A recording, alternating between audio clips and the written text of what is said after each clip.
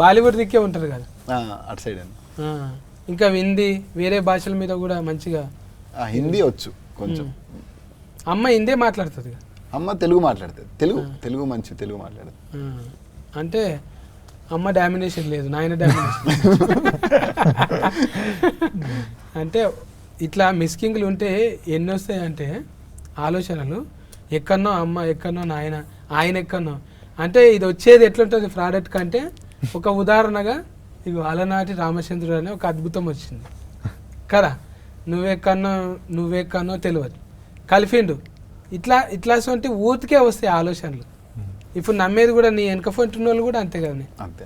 మొత్తం నీ టీం అంతా మొత్తం మేము ముందు నుంచి ఒక టీం అన్న, మొత్తం మన టీం అంతా వర్క్ చేసింది కలిసి.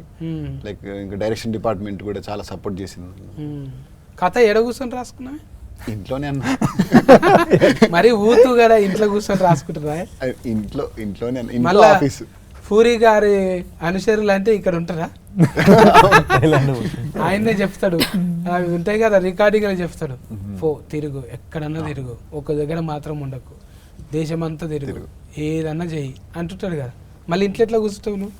అంటే ఇంకా అలా కలిసి వచ్చింది అంటే మంచిగా ఇంట్లో సపోర్టింగ్ చేసి ఇంటి నుంచి చాలా సపోర్ట్ ఉంది. మళ్ళా ప్రొడ్యూసర్ వెనక ముందు అయింది అనుకో, ఫైసల్ నిర్మాత, మొత్తం నువ్వే చేసేటట్టున్నావా మరి? కొంత ఉంటుంది కానీ ఫైసనింగ్ అంటే కంప్లీట్ చేయాలనేది అయితే ఎట్లనే ఉంటుంది అన్న. కానీ ప్రొడ్యూసర్స్ మంచి సపోర్ట్ యాక్చువల్గా. అంటే ఈ సినిమా ఇప్పుడు రిలీజ్ అవుతుందని కారణం అయితే వాళ్ళే రీజన్. అంటే చిన్న సినిమా కదన్న, చిన్న సినిమాని ఇక్కడ వరకు తీసుకొచ్చి రిలీజ్ అయ్యేలా చేయాలని అంటే అది వాళ్ళు లేకపోతే అవ్వదు. ఎందుకంటే పైగా మేమందరం కొత్త వాళ్ళం.